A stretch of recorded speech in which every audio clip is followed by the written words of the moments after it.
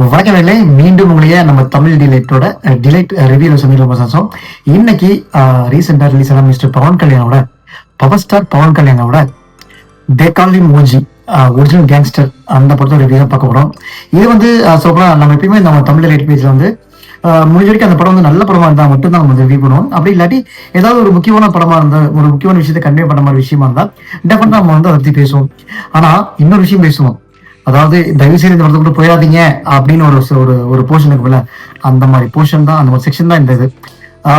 எனக்கு தெரிஞ்சு இந்த படம் எனக்கு கனெக்ட் ஆகலையா இல்ல மக்களுக்கும் எனக்கு கனெக்ட் ஆகலையா, கைண்ட் ஆஃப் ஜென்ரல் ஆடியன்ஸ்க்கு சுத்தமா பிடிக்கலையா அப்படிங்கிற விஷயம் தான் எனக்கு ஒன்றும் புரியல.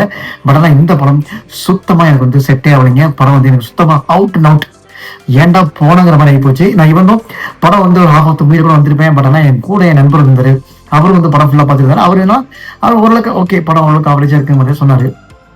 ஃபர்ஸ்ட் ஆஃப் ஆல் இந்த படத்தை பொறுத்த வரைக்கும் இந்த படத்துல மிஸ்டர் தமன், உங்களுக்கு தெரியும், எஸ் தமன் இல்லாட்டி இந்த படம் ஒண்ணுமே இல்லைங்க.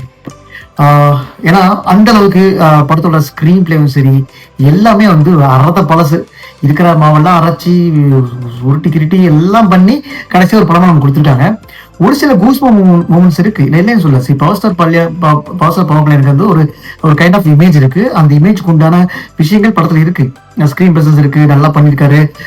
கடைசியா ரீசெண்டா ரிலீஸ் ஆன ஹரிஹர வீரமல்லு அந்த படத்தை விட இந்த படம் வந்து கொஞ்சம் நல்லா இருக்குன்னு சொல்ல வச்சுட்டாங்க.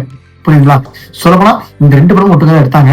மேபி இந்த படம் ரிலீஸ் அந்த படம் ரிலீஸ் ஆனா தவிர டோட்டலா அவுட் ஆயிட்டு தான் அந்த படம். அதாவது இந்த ரெண்டுலயும் எதிராக மொக்க படம் பார்த்துட்டு ஹரிஹர வீரமல்லு ஃபர்ஸ்ட் விட்டாரு. அதுக்கடுத்து இப்ப ரெண்டாவது இந்த படம் விட்டுருக்காரு. இப்ப மக்கள் என்ன பேசுவாங்க, அந்த படத்துக்கு இந்த படம் எவ்வளவு தேவை அப்படிதான் பேசுவாங்க. அதுதான் எனக்கு தெரிஞ்சு நம்ம பவன் ஒரு ஒரு ஒரு தாட் ப்ராசஸ் தெரியல, இல்ல ப்ரொடக்ஷன் ஹவுஸோட தாட் ப்ராசஸ் தெரியல. சொல்ல இந்த படம் டோட்டலுங்க அவுட் அண்ட் அவுட் ஒரு ஒரு ஒரு ஒரு அவுட் பிரேக்கர் ஒரு மூவி. எனக்கு வந்து எனக்கு தெரியும் ஒரு ஒரு ஒரு மூவில எவ்வளவு குடும்பங்கள் இருக்கு, ஒரு மூவியால எவ்வளவு குடும்பங்கள் பயன்படுது, ஒரு ஒரு ப்ரொடக்ஷன் ஹவுஸ்னால எவ்வளவு பேர் வந்து நல்லா இருக்காங்கிறது எனக்கு தெரியும். பட் அட் சேம் டைம் நீங்க ஒரு படம் கொடுக்குறப்ப உங்க ரசிகர்கள் உங்களை வந்து இந்த மாதிரியே பார்க்க விரும்புறாங்க. ஓகே, படம் ஃபுல்லா வெட்டு குத்து அடிதடியா சரி, நான் வந்து இந்த மாதிரி இல்லைன்னு சொல்லவே வரல. ஈவன் குட் பேரங்களில் கூட அஜித் மூவி அந்த மாதிரி தான் இருக்கும். பட் ஆனால் அதுல கூட ஓரளவுக்கு அப்படி ஒரு விஷயங்கள் வச்சிருப்பாங்க, ஓரளவுக்கு அது கனெக்ட் ஆச்சு. பட் இந்த படம் எம்மா சாமி ஓஜி ஜப்பான்ல இருந்து வராரு. ஸ்டார்டிங்ல கொஞ்சம் நல்லா போட மாதிரி ஜப்பான்ல இருந்து வர மாதிரி இருந்துச்சு ஒரு ஸ்டோரி. அவர் மும்பை போட்டு பிளாஷ்பேக்கு. இப்ப இந்த படத்துல என்ன சொல்றாங்கன்னா, ஹீரோ வந்து ஒரு 15 இயர்ஸ் வந்து எங்கேயோ போயிடுறாரு, அதுக்கப்புறம் திரும்பி பேக் வராரு அப்படிங்கிறாங்களே. இந்த விஷயம் சொல்றதுக்கு முன்னாடியே எடுத்தோடனே அந்த விஷயம் காட்டிடுறாங்க. அதுக்கப்புறம் 15 இயர்ஸ் சொல்லிட்டு ஒரு 15 மினிட்ஸ் தான் தலைவர் இல்லாம இருக்காரு அந்த ஸ்கிரீன்லயே. 15 மினிட்ஸ் இல்லாம இருக்காரு, சடனா உள்ள வராரு. சடனா உள்ள வந்தானே என் பையன் திரும்பி வந்துட்டான், என் கொடுக்கு திரும்பி வந்துட்டான் அப்படிங்கிறாரு. டே, அவன் கொடுக்கோட பொண்டாட்டி தாண்டா, ஒன்னால தான் செத்துச்சு அப்படிங்கிற விஷயம் கூட பிரகாஷ் உறுத்தலையா அப்படிங்கிற விஷயம் எனக்கு புரியல. எக்கச்சக்க குளறுபடிகள், எக்கச்சக்க லாஜிக் மிஸ்டேக்ஸ்.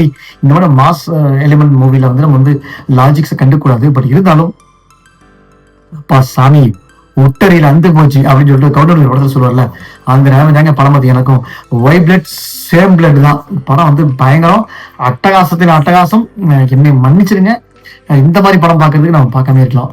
இது வந்து என்னோட ஒரு தாழ்மையான கருத்து. ஏன்னா நீங்க வந்து சரி, எனக்கு வந்து என்னன்னா அட்லீஸ்ட் பவர் ஸ்டார் பவன் கல்யாணம் வந்து இந்த படம் வந்து அவங்களோட ஃபேன்காக எடுத்துக்காரு, புரியுது. பட் அதுலேயும் ஒரு கொஞ்சம் கூட ஒரு சின்ன லாஜிக் கூட வேணாமா? சரி, நீ இந்த படத்துல லாஜிக் பார்க்க மாட்டீங்க, விட்டுருங்க.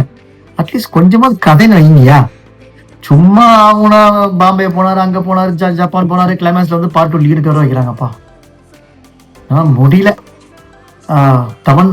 தமன் சார், நீ வந்து இந்த படத்துல இல்லைன்னா படம் காலி. ஆனா தமிழ்ல இந்த படத்துல ஒரு பெரிய மிஸ்டேக் என்னன்னா, இப்ப நீங்க வந்து எக்ஸாம்பிள் நான் சொல்றேன், சரி நான் கூலிய பாராட்டல, பட் கூலிய ஒரு சில மிஸ்டேக்ஸ் இருந்துச்சு. எக்ஸாம்பிள் சொல்லணும்னா, கூலியில வந்து அனிருத் வந்து ஒவ்வொரு கேரக்டருக்கு ஒவ்வொரு மியூசிக் போட்டிருப்பாரு, பிஜிஎம் போட்டிருப்பாரு. ஆனா இந்த படத்துல தமிழ் எனக்கு தெரிஞ்சு படம் ஃபுல்லா ஒரே பிஜிஎம் அடுத்த தகுந்த மாதிரி தெரியுது. இல்ல அந்த ஒரே பிஜிஎம் பேஸ்ல அதர் பிஜிஎம் வேலை பண்ணி கொடுத்தாலும் தெரியல. கேட்கறதுக்கெல்லாம் ஒரே மாதிரியா இருந்துச்சு. அண்ட் சாங் 1 or 2 சாங்ஸ் நல்லா இருந்தது.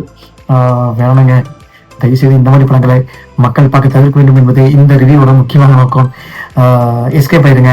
அந்த ஒரு படத்துல வந்து ஒரு காமெடி வந்து என்ன சொல்றது, ஒரு தியேட்டரோட கதவை திறந்து நோடி ஒரு வேட்டியில கட்டிட்டு அந்த நிலைமை தான் எனக்கு தெரிஞ்சாச்சு. மீண்டும் அடுத்த ஒரு நல்ல படத்தோட ரிவ்யூ வந்து மீட் பண்றேன். Until then, வணக்கங்க.